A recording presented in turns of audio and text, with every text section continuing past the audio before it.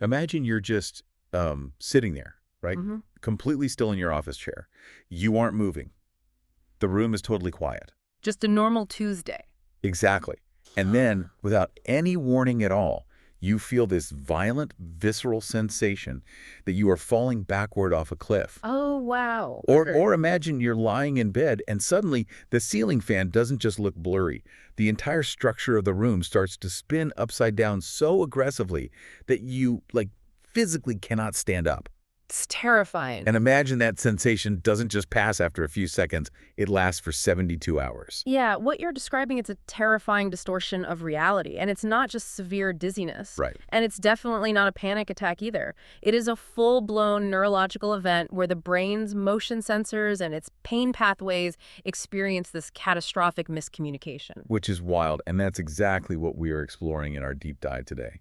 Because this mystery, it affects a staggering number of people. It really does. We're talking an estimated 2.7% of the adult population in the U.S. alone. Which is millions of people. Millions. Millions of individuals living with this invisible vulnerability. But, I mean, if you ask the average person on the street to name this condition, they'd probably just stare at you blankly. Oh, absolutely. They'd have no idea. So today, we are shortcutting your path to understanding this highly prevalent, incredibly disabling, and just bafflingly underdiagnosed condition, which is vestibular migraine. Yes. And our map for navigating this today is a comprehensive 2020 systematic review and meta-analysis. From the Laryngoscope, right? Exactly. From the Laryngoscope, led by young Byun. It's titled Treatment of Vestibular Migraine. And the researchers basically took on this monumental task of evaluating how modern medicine is even attempting to tame a disease that historically didn't even have a unified name. Okay, let's unpack this, because before we get into how doctors treat it, we have to isolate what a vestibular migraine, or VM, actually is. Right. Because the word migraine itself carries so much cultural baggage. Like for most of us, if you say migraine, that translates to a universally understood shorthand, Right, someone in a pitch black room. Exactly. Pitch black room, throbbing, unbearable headache, just waiting for the medication to kick in. Yeah, and that cultural shorthand is precisely what makes vestibular migraine so difficult to grasp. How so? Well, to understand VM, we really have to look at the vestibular system itself. Okay. So this is this intricate network comprising your inner ear. Specifically, you've got the semicircular canals and the otolith organs and the neural pathways that travel from the ear deep into the brainstem. So it's the hardware and the wiring. Exactly. This system is basically your internal gyroscope. It dictates your sense of balance, your spatial orientation, how your eyes track movement when your head turns. Okay. A vestibular migraine fundamentally hijacks that gyroscope. In fact, it's recognized as the most common cause of episodic dizziness in adults. So it's sort of the difference between a broken siren and a broken navigation system. Oh, I like that, yeah. Like a classic migraine is a car alarm blaring a deafening siren, right? Just intense pain. But a vestibular migraine is the car's internal computer malfunctioning so severely that it tells the vehicle it's barrel rolling down the highway, even when it's just parked in the driveway. That is a perfect analogy, yes.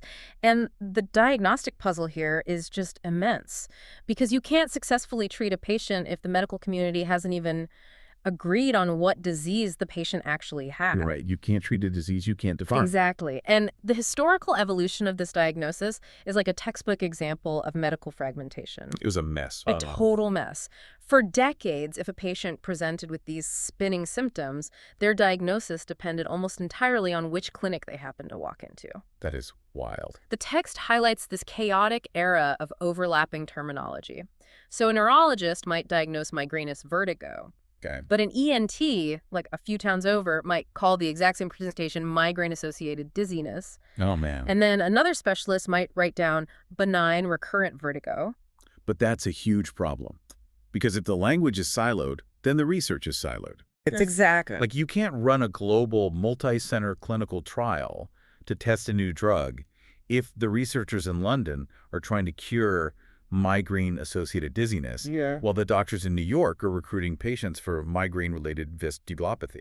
Right. They're operating on entirely different baseline assumptions about what the disease even is. So the data pool just remains perpetually polluted until you standardize the definitions. So when did they finally standardize it? Well, the first genuine attempt to clean up the mess was in 2001. A researcher named Neuhauser proposed a structured set of criteria.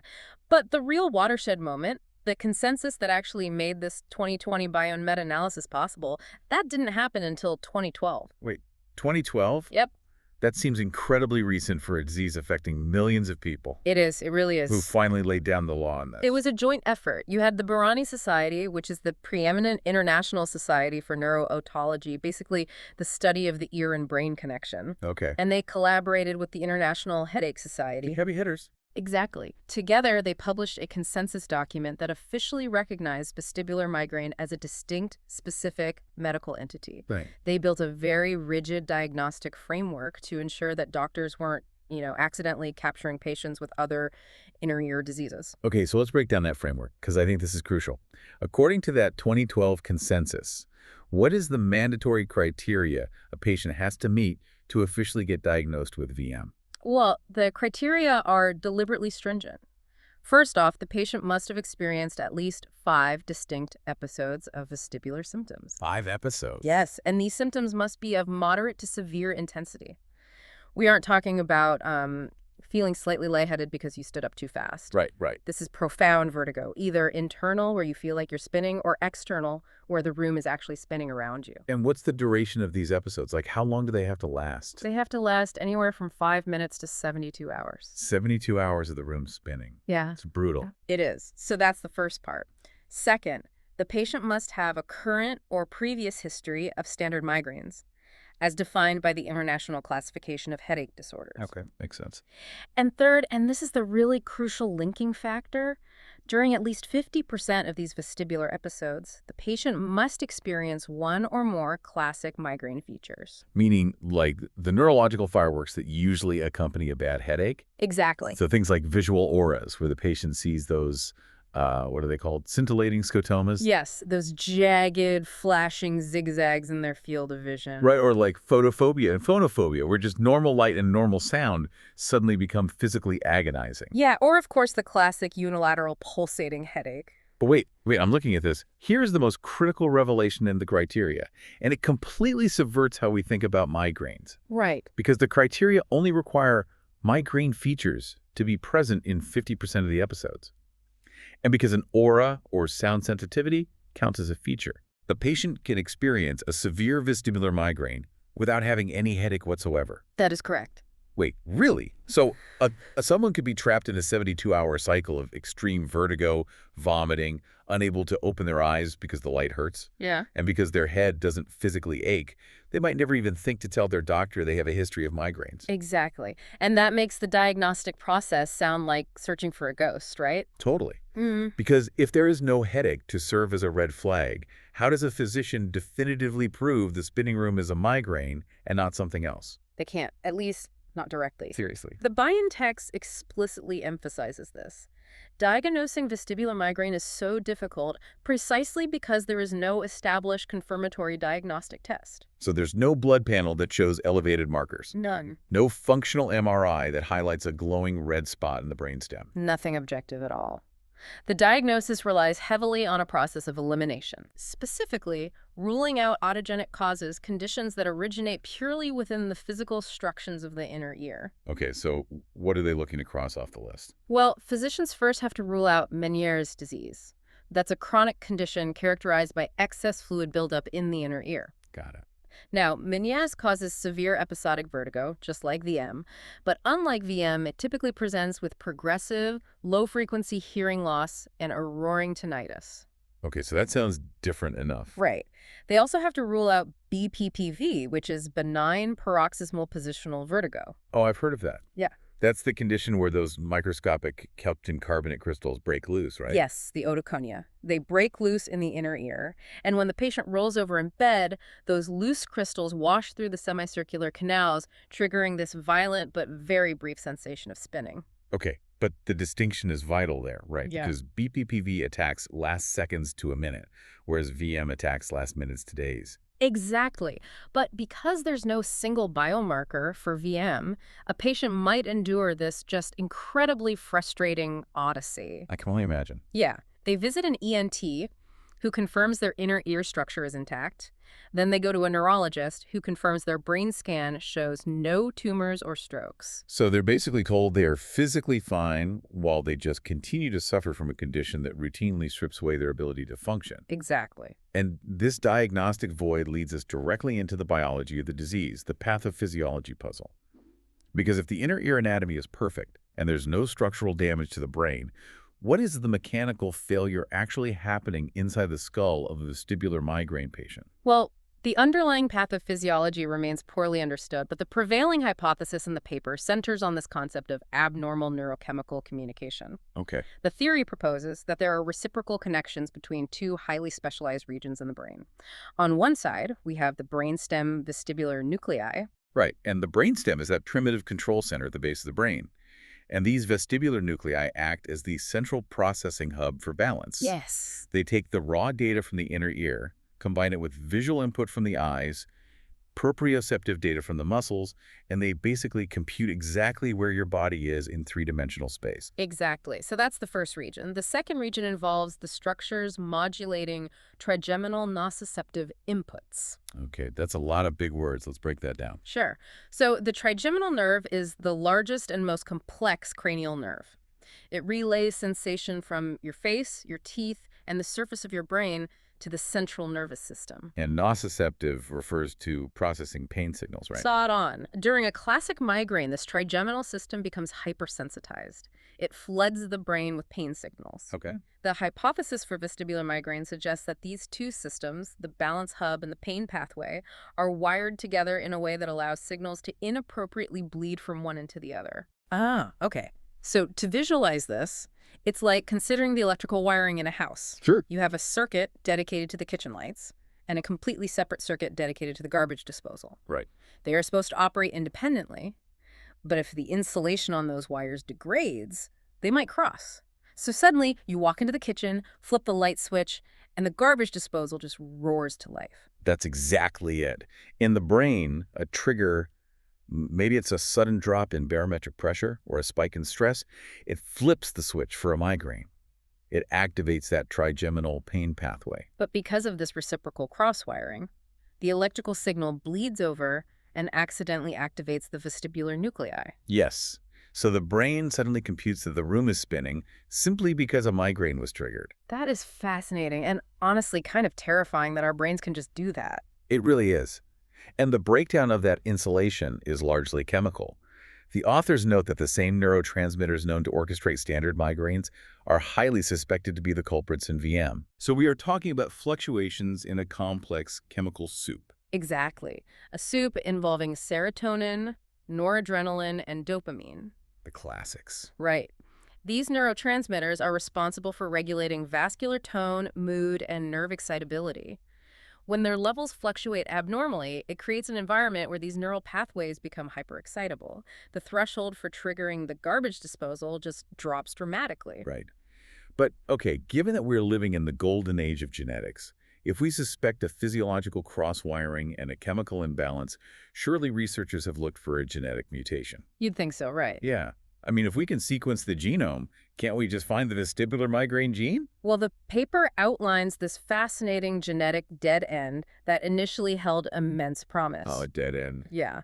Researchers looked at other paroxysmal neurological disorders. Meaning conditions characterized by sudden recurrent attacks. Right. Specifically, they looked at familial hemiplegic migraine and episodic ataxia type 2. Both of these conditions produce symptoms very similar to VM, including vertigo and head pain. And scientists already knew the mechanism behind those disorders, right? They did. Those conditions are caused by well-documented genetic mutations affecting voltage-gated calcium channels. Okay, voltage-gated calcium channels. Let's clarify that for everyone. Right. So these channels are essentially microscopic gates on the membranes of neurons. Okay. When a neuron needs to fire a signal, it opens the gate, calcium ions rush in, and the electrical charge changes, which prompts the neuron to release its neurotransmitters. Got it. If those gates are genetically mutated, they open and close improperly, which causes massive neurological misfires. So the logical leap there is obvious. If familial hemiplegic migraine is caused by a broken calcium channel gate, and vestibular migraine looks almost identical clinically, then VM patients must have the same broken gaits. Exactly. It was a very elegant hypothesis, very clean. But when researchers actually conducted the genetic sequencing on vestibular migraine patients, looking specifically for those mutations, the whole theory just collapsed. Wow. Yeah. The studies found absolutely no evidence that these voltage-gated calcium channel genes increase susceptibility to VM. None. None. Which leaves the medical community in a pretty precarious position. Very precarious. We have no definitive biomarker, the genetic link is unproven, and the universally accepted diagnostic criteria have only existed since 2012. Right. So because of this, when a patient walks into a clinic seeking relief, the text states plainly that there are literally zero official FDA guidelines for the treatment of vestibular migraine. It's true. The absence of FDA guidelines means there are no medications officially approved specifically for this diagnosis. So what do doctors do? Physicians are forced to practice off-label prescribing. They basically have to borrow medications designed for high blood pressure or depression or epilepsy and test them on VM patients, just hoping the mechanism of action might accidentally fix that brainstem cross-wiring. Which sounds like a massive guessing game. Mm-hmm. And that reality is the genesis of this 2020 meta-analysis. Exactly. Byun and his team set out to answer a critical question. When doctors borrow these drugs and test them on VM patients, what actually happens? Right. And to answer that, we really need to look closely at their methodology, because how do researchers sift through decades of inconsistent medical literature to find objective truth? Yeah, how do they do it? They utilized a methodology governed by PRISMA guidelines. Which stands for? Preferred reporting items for systematic reviews and meta-analyses. That is a mouthful. It is, yeah. But PRISMA isn't just a suggestion, you know? It's an incredibly rigorous, evidence-based minimum set of items for reporting and systematic reviews. That keeps them honest. Exactly. It forces researchers to be utterly transparent about why a study was included or thrown out. It prevents them from cherry-picking data to support a preconceived conclusion. Okay, so they cast a massive net initially, right? Huge. Right. The team searched 4 major medical databases: PubMed, Scopus, PsycInfo, and the Cochrane Library. And they looked at everything published from the inception of those databases all the way through April 2019. There must have been thousands of papers. Well, this initial trawl yielded 1,941 records. Almost 2,000. Right. But as we know, volume does not equal quality. The PRISMA process acts as this brutal filtration system. So what gets thrown out? Well, after removing duplicate publications, they screened the remaining abstracts, and they immediately discarded studies that used inconsistent diagnostic criteria. Oh, right, like the old definitions we talked about. Exactly. If a study from 2005 claimed to be treating migrainous vertigo but didn't align with the strict 2012 Brennan criteria, the data was just deemed unreliable and thrown right out. That makes sense. They also excluded studies that focused solely on acute rescue treatments, right? Like medications taken right in the middle of an attack just to stop the spinning. Yes. The focus of this meta-analysis is purely prophylactic. Preventative medicine. Exactly. How do we stabilize the neurology so the car alarm never goes off in the first place? Okay, so through this rigorous culling, out of nearly 2,000 records, how many survived? Only 13. Wow. Well, and 13 studies survived to be included in the final meta-analysis. Yeah, it really highlights how little high-quality data is actually out there. But those 13 studies were from across the globe, right? Giving the researchers a combined pool of 468 individual patients. Right. And when we look at who these people actually are, a striking demographic reality emerges. The mean age across the studies was 43.3 years. Okay. But the gender breakdown revealed a female-to-male ratio of 2.1 to 1. Yes, and that skewed ratio is highly consistent with the broader epidemiology of migraine disorders in general. Why is that?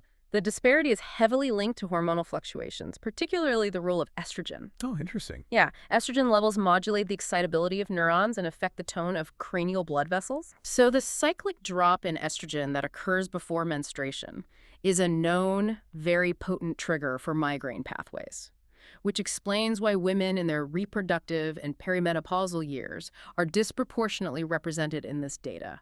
That makes total sense. So the researchers have this cohort of 468 patients, mostly women in their 40s, and they need to determine if these borrowed drugs are providing actual relief. Right. But in medical research, you can't just ask a patient, hey, do you feel better? You need quantifiable metrics. You need hard numbers. Exactly. Oh. So the study utilized 3 specific scorecards to evaluate success. What were they? The first one, and arguably the most nuanced, is the DHI, or the Dizziness Handicap Inventory. All right. The DHI is a 25-item self-assessment questionnaire. And what's important is that it doesn't measure the physical mechanics of the inner ear. So it's not a balance test. No, it measures the patient's perceived disability. It quantifies how the dizziness is actually destroying their quality of life. The DHI is brilliant because it separates the trauma into 3 subscales. Yes, Yeah. exactly. So there's the physical subscale questions like, does looking up increase your problem? Right. Then there's the functional subscale, asking things like, because of your dizziness, is it difficult for you to walk in the dark or do grocery shopping? Yeah, daily life stuff. And most importantly, the emotional subscale. It asks these really profound questions like, because of your problem, do you feel frustrated? Are you depressed? Are you afraid to leave your home without someone accompanying you? And that emotional metric is so vital because it acknowledges the psychological toll of that chronic unpredictability. Yeah, living in fear of the next attack. So that's the DHI. What's the second metric? The second metric is vertigo frequency, or VF. This is a very straightforward, objective count of how many dizzy spells or vertigo attacks the patient endures per month. Okay, simple enough. And the third? The third metric is symptom improvement, which isolates the percentage of patients in a study who reported that their symptoms were reduced by at least 50%.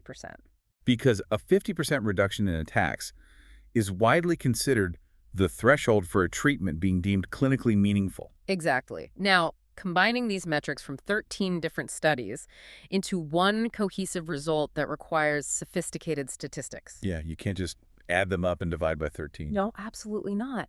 When you are combining a clinical trial conducted in a specialized clinic in Japan with a completely different trial from an outpatient center in Turkey, you are dealing with immense clinical and methodological heterogeneity. Right. The patients have different diets, different genetic backgrounds, different baseline stress levels. Exactly. If the researchers ignored all that, they'd use what's called a fixed effects model. Which means? Which basically assumes every study is perfectly identical and drawing from the exact same uniform population. Which would be scientifically irresponsible. Totally irresponsible. Instead, they utilized a random effects model. This mathematical approach assumes that the true effect of a drug varies from study to study.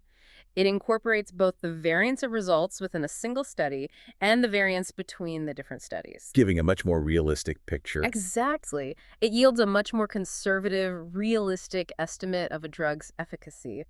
They also utilize the Freeman-Tuckey double arc sine transformation. Oh, wow. Okay. What is that? I know, it sounds intense. It's just a statistical tool necessary for stabilizing the variance when you're pooling proportions, like the percentage of patients who improved, especially when some studies have very small sample sizes. Got it. Okay, so with the methodology locked in, we have our 13 studies, 468 patients, the DHI, the random effects models. We can finally look at the actual result. The moment of truth. Yes.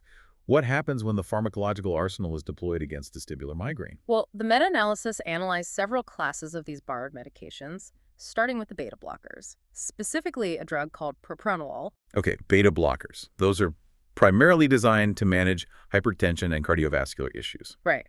By blocking the action of endogenous catecholamines, like epinephrine and norepinephrine, on beta-adrenergic receptors. Okay, let's translate that. In simpler terms, they block the physical effects of adrenaline. Exactly. They stop your heart from racing and prevent your blood vessels from constricting. But how does an adrenaline blocker stop the room from spinning? The theory is that by blocking these receptors, propranolol prevents the excessive dilation of cranial blood vessels, and it reduces the hyperexcitability of the central nervous system pathways involved in migraine generation. Okay, and what did the data in the Byun study show? Did it work? It showed it to be incredibly effective.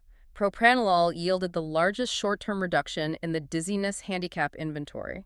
Wow. The mean difference was a staggering drop of negative 24.5 points from the baseline. That is massive. A 24.5-point drop on a 100-point scale. I mean, that is life-altering. It really is. That score change represents a patient moving from being largely housebound and terrified of falling to being able to confidently drive a car and navigate a busy grocery store. Yeah. And it didn't just help the DHI score, it also produced the most significant reduction in vertigo frequency. How much? It dropped the average number of monthly attacks by 10.7. 10 fewer attacks per month. That is a massive reclamation of a patient's time and sanity. Absolutely. So propranolol was a big win. Okay, what was the next class of drugs? The next major class analyzed were the SNRIs, serotonin and norepinephrine reuptake inhibitors. And the highlighted drug here was a venlafaxine. Yes. Now, this is fundamentally an antidepressant. Yep. Its mechanism of action involves blocking the reabsorption or reuptake of serotonin and noradrenaline in the brain. Which basically leaves more of those neurotransmitters active in the synaptic space to improve mood. Right. And the application of venlafaxine to vestibular migraine reveals this deep interconnectivity of the brain. How so? Because the Byun text points out a crucial clinical reality. VM is heavily burdened by psychiatric comorbidities. Patients exhibit profound anxiety and depression. Well, yeah. The continuous threat of a sudden vertigo attack puts the nervous system in a perpetual state of fight or flight. I'd be anxious too. Exactly. Now, the study highlights a direct comparison between propranolol and venlafaxine conducted by a researcher named Salviz. A head-to-head match. Kind of, yeah. And both the blood pressure medication and the antidepressant successfully reduced the frequency of the vertigo. Okay. But only venlafaxine showed a unique ability to significantly improve the emotional subscale of the DHI, and it actively decreased depressive symptoms. So propranolol stabilized the physical vertigo, but left the psychological depression completely untouched. Exactly. And this forces us to consider the mechanism of the disease from a totally different angle. Right, like, are the serotonin and noradrenaline deficits causing the migraine, which causes the dizziness, which causes the depression? Or does stabilizing those neurotransmitters fundamentally alter how the brain perceives the distress of the vestibular system? That is a fascinating question. Because serotonin pathways descend into the brainstem and directly modulate pain and sensory processing, venlafaxine is likely doing double duty. So it's chemically dampening the trigeminal pain pathway while simultaneously treating the psychiatric trauma of the disease. Exactly. Okay, so if beta blockers and SNRIs are the domestic favorites, the meta-analysis reveals that the international community heavily favors calcium channel blockers, or CCBs. Yes. Now, we discussed earlier how researchers failed to find a genetic mutation in the body's calcium channels. But despite that genetic failure, chemically blocking those channels seems to work wonders. It does. Drugs like flunarizine, cynarizine, and lumerazine block the influx of calcium ions into smooth muscle cells and neurons. And by preventing calcium from flooding the cell, these drugs prevent the hyperconstriction of blood vessels in the brain, right? Yes, and they suppress the wave of neuronal depolarization that often precedes a migraine. The results in the meta-analysis for CCBs were exceptional. Really? What were the numbers? Among patients taking CCBs, 76.67% achieved a greater than 50% improvement in their symptoms. Wait, 76%? That's amazing. 3 out of 4 patients saw their disease burden cut in half. Yes, but There's always a but. there is a massive logistical barrier for patients residing in the United States. The specific calcium channel blockers that demonstrated this high efficacy, flunarizine, cynarizine, and lumerazine, they are not FDA approved and are unavailable in the U.S. What? Why? It's just a regulatory reality. They haven't been pushed through the FDA process. So if the drugs aren't available, what is an American neurologist supposed to do when a VM patient sits in their exam room? They are forced to extrapolate. American physicians heavily rely on domestic CCBs, primarily verapamil. Okay, but does verapamil work? Well, the Byun paper notes a glaring lack of evidence here. Rigorous controlled investigations regarding the use of verapamil, specifically for vestibular migraine, are practically non-existent in the literature. You're kidding. Nope.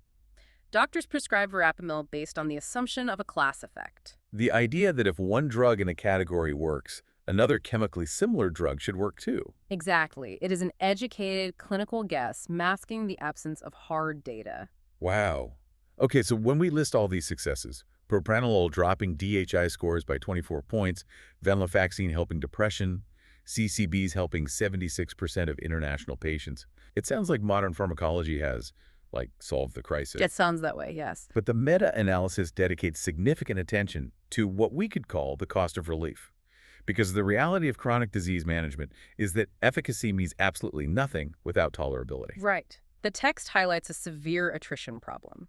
A significant percentage of patients prescribed these preventative medications simply stop taking them. And crucially, the vast majority of these dropouts occur very early in the treatment process, almost always within the first month. Yes. Patients are abandoning the therapy before the drugs even have a chance to achieve stable therapeutic levels in their system. So to understand why someone would literally walk away from a potential cure, We have to look closely at the adverse events associated with these borrowed drugs, starting with the anti-epileptic drugs, or AEDs. Right. Drugs like topiramate and valproic acid. They were developed to stop seizures by damping down massive electrical storms in the brain. And they work for VM by similarly reducing neuronal hyperexcitability. Yes. However, the Byun text notes that up to 24% of patients prescribed topiramate discontinued the therapy. Wait, 24%? Nearly 1 in 4 patients just quit. Yeah. The side effects must be horrific. What does topiramate actually do to the body? Well, topiramate acts as a carbonic anhydrase inhibitor and alters sodium channel functioning. Okay. For many patients, this induces severe paresthesia. Paresthesia, that's numbness. It's this unrelenting, highly uncomfortable sensation of tingling, or like pins and needles, primarily in the hands and feet. Ugh, that sounds awful. It also causes profound cognitive dulling, memory disturbances, immense fatigue, and altered taste, which often leads to severe appetite suppression and unintended weight loss. So the patient has to choose between their world spinning out of control or living in a constant state of exhaustion, unable to remember simple words, with their hands constantly vibrating. Exactly. That is a harrowing choice. What about the other anti-epileptic, valproic acid? Valproic acid had a roughly 10% dropout rate. It frequently causes intense gastrointestinal distress, severe nausea, and somnolence. Somnolence. Extreme oppressive sleepiness, the kind that makes functioning in a normal work environment nearly impossible. Okay, so the AEDs are brutal. But even the drugs we celebrated earlier come with steep costs, right? Oh, absolutely. Tricyclic antidepressants like nortriptyline caused a 13% dropout rate due to broad tolerability issues. And venlafaxine, the one that helped with both dizziness and depression. Venlafaxine caused 15% of patients to quit because it increases serotonin and noradrenaline systemically, not just in the brain. So it affects the whole body. Right. This peripheral increase can lead to severe insomnia, heart palpitations, lethargy, and significant sexual dysfunction. Wow. And propranolol, the highly effective beta blocker. Propranolol has a lower overall dropout rate, around 6%, but it poses extreme risks for certain physiologies. Because it blocks beta-adrenergic receptors, it can cause bronchospasms, which are sudden, dangerous constrictions of the airway. Yes. It can also cause severe hypotension, leading to syncope. Meaning the patient physically faints because their blood pressure drops too low. Exactly. If a patient takes a pill to stop feeling dizzy, and the pill causes their blood pressure to crash so severely that they pass out on the kitchen floor, the cure has effectively become worse than the disease. It forces a tragic calculus upon the patient. They must basically weigh the precise flavor of pharmaceutical suffering they are willing to endure against the severity of their vertigo. And the tragedy of that early dropout rate is amplified by the biology itself. Because preventative treatments for episodic central nervous system disorders, they require time to rewire the threshold of excitability, right? Exactly. The paper suggests a minimum of a 12-week follow-up is necessary to genuinely assess if a prophylactic drug is working. But if the paresthesia from topiramate is unbearable by week 3, the patient abandons the trial and the efficacy just remains unknown. Yes, it's a huge problem in treating this condition. So if the pharmacological toll is this devastating, if the chemicals are essentially carpet bombing the entire nervous system just to fix a short circuit in the brainstem, is there an alternative? Well, the BM paper does introduce a completely different modality, treating the neurological misfire not with chemicals, but with movement. Movement? You mean like physical therapy? Yes. This brings us to vestibular rehabilitation, or VR. Okay. VR is a highly specialized form of physical therapy. It does not attempt to stop the migraine trigger. Instead, it leverages neuroplasticity. Neuroplasticity, the brain's inherent ability to reorganize itself and form new neural connections. Exactly. VR utilizes specific gaze stabilization and habituation exercises. The goal is to force the central nervous system to compensate for the flawed signals coming from the vestibular pathway. Oh.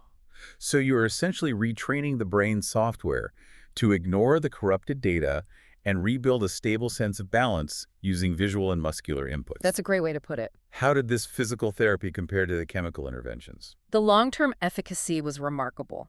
While pharmacological treatments often produce rapid short-term reductions in symptoms, vestibular rehabilitation demonstrated sustained, profound improvement over the long game. Really? How profound? From baseline to greater than 12 weeks of therapy, patients undergoing VR saw their dizziness handicap inventory score drop by a mean difference of -20.98. A near 21-point drop. Without anti-epileptics, without fainting, without insomnia? Right, it's an incredible result. Right. But the researchers uncovered a profound nuance in the DHI data for the rehab patients. It highlights a severe mind-body disconnect. What do you mean? When analyzing the specific subscales of the DHI, the researchers noted that patients who completed vestibular rehabilitation demonstrated statistically significant improvements in both the physical and functional domains. So their balance improved. They could physically walk down a grocery store aisle without stumbling, and they could turn their head to check their blind spot while driving. Correct. But the data showed absolutely zero significant improvement on the emotional subscale. Zero. The Byun text explicitly notes, although the patients demonstrated improvement in their physical performance, they still felt emotionally handicapped. That is a staggering observation. Their physical capability was restored, their brain had compensated for the misfiring, but the psychological trauma of the disease remained entirely entrenched. Yes. It's akin to someone learning to walk again after a catastrophic car crash. Yep. That's a good analogy. Yeah. They endure months of intense physical therapy. Their muscles rebuild, their gait is perfect, they are physically capable of walking down the street. But the moment they stand near a busy road, they are paralyzed by the memory of the impact. Exactly. The hardware is fixed, but the software is still running a trauma response. Because vestibular migraines strip away a patient's foundational trust in gravity. Even when the physical spinning stops, the hypervigilance, the sheer terror that the floor might drop out from under them at any second that persists. Which heavily implies that treating the physical pathways in isolation is insufficient. So what about doing both? Medication and rehab? Well, the literature discusses the complex and often contradictory relationship between medication and physical rehabilitation. Some clinicians actively withhold vestibular suppressants medications that dull the reactivity of the inner ear during the rehabilitation process. Wait, if the goal is to get them through physical therapy, why wouldn't a doctor want to suppress the dizziness to make the exercises easier? Because the principle of neuroplastic habituation requires the brain to experience the error signal. Oh. If you chemically suppress the dizziness, you are muting the exact signal the brain needs to recognize in order to learn how to compensate for it. The theory argues that suppressing the symptoms might actively retard the brain's natural compensatory mechanisms. So you have to feel the dissonance to teach the brain how to resolve it. Exactly. However, the Byun paper cites conflicting evidence. They point to a study by Whitney et al., which found that while rehabilitation alone improved outcomes, the addition of prophylactic medication actually potentiated or boosted the positive effects of the physical therapy. So once again, we find ourselves in the muddy waters of clinical uncertainty. We really do. We have explored a vast array of interventions today. Beta blockers to stop the adrenaline, SNRIs to balance serotonin, calcium channel blockers to manage blood vessels, anti-epileptics with brutal side effects, and vestibular rehab that heals the body but sometimes ignores the mind. It's a lot. So when a physician reviews all of this data from the 2020 meta-analysis, what is the ultimate bottom-line conclusion on efficacy? The conclusion delivered by Byun and his team is fundamentally blunt. After synthesizing the data from 13 studies and 468 patients, they concluded that all of the analyzed treatments worked. Wait, all of them? Yes. Every single modality discussed demonstrated a capacity to lower the DHI score and reduce vertigo frequency compared to baseline. Okay, but if every treatment works, which one is the official gold standard? They couldn't declare one. Really? Yeah. Due to the extreme heterogeneity of the study designs, the varying demographic populations, and the lack of standardized uniform reporting across the international trials, the researchers explicitly stated that the establishment of a preferred treatment modality could not be determined. I mean, to a frustrated patient, that might sound like a massive scientific cop-out. The researchers did all this rigorous Prisma filtering and statistical modeling just to conclude everything works a little bit, but we don't know what works best. I know.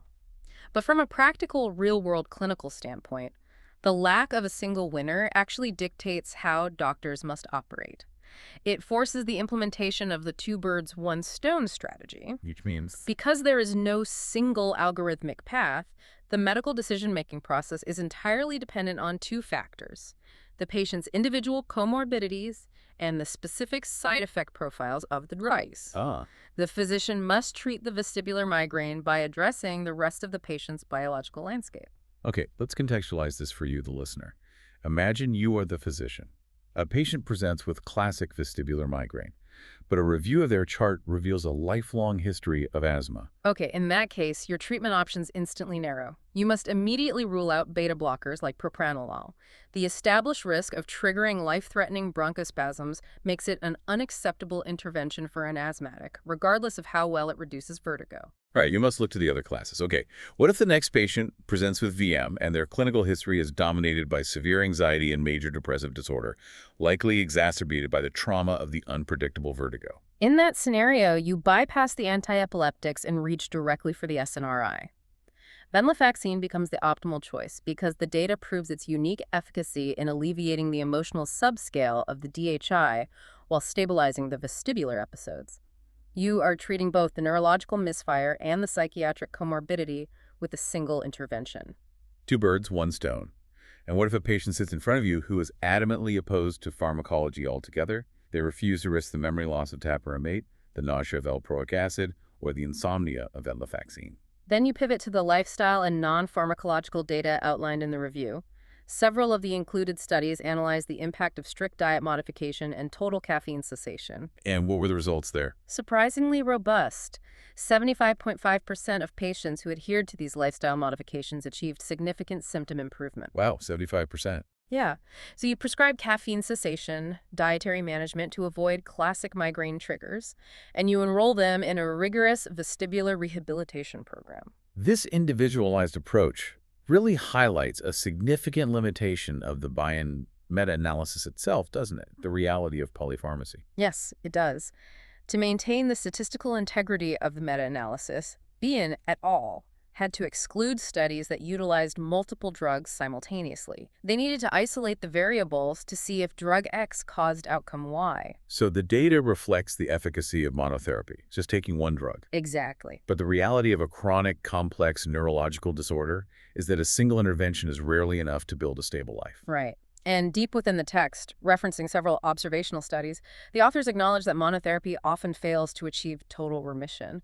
One reference study focusing on pediatric patients with VM found that they routinely required dual or even triple combination therapies to achieve optimal disease control. That makes total sense. In the real world, a patient's regimen might include a beta blocker to suppress the vascular triggers, an SNRI to manage the psychiatric fallout, and ongoing physical therapy to continuously recalibrate the brainstem. It takes a highly coordinated, multidisciplinary village to suppress the car alarm. We have navigated an immense amount of complex medical territory today. Let's synthesize this journey.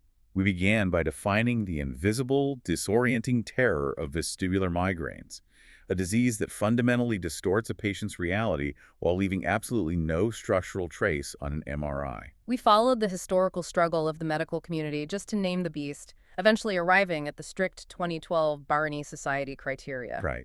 We explored the theoretical pathophysiology, the chemical soup of serotonin and adrenaline, causing a catastrophic cross-wiring between the trigeminal pain pathways and the vestibular balance centers. And we analyzed the rigorous 2020 Byun meta-analysis. We looked at how beta blockers suppress the adrenaline, how calcium channel blockers stabilize the cellular gates, and how SNRIs target both the dizziness and the depression. We didn't shy away from the heavy cost of relief either. The 24% dropout rates, the paresthesia, the fainting. And we uncovered that profound insight that while physical rehabilitation can retrain the body to walk straight, the emotional trauma of losing your balance often remains completely untouched. This complex landscape leaves us with a vital plea for the future of neurological medicine. Yes. The authors of this paper conclude that the medical community can no longer rely on fragmented, heterogeneous data. We desperately require large-scale, double-blind, randomized controlled trials that strictly utilize the 2012 diagnostic criteria, employing standardized DHI outcome measures. Because until that level of rigorous targeted data exists, treating vestibular migraine will remain an intricate art form layered over an incomplete science. Well said. It is a profound testament to the resilience of patients who navigate this diagnostic maze every single day. Thank you for joining us on this deep dive.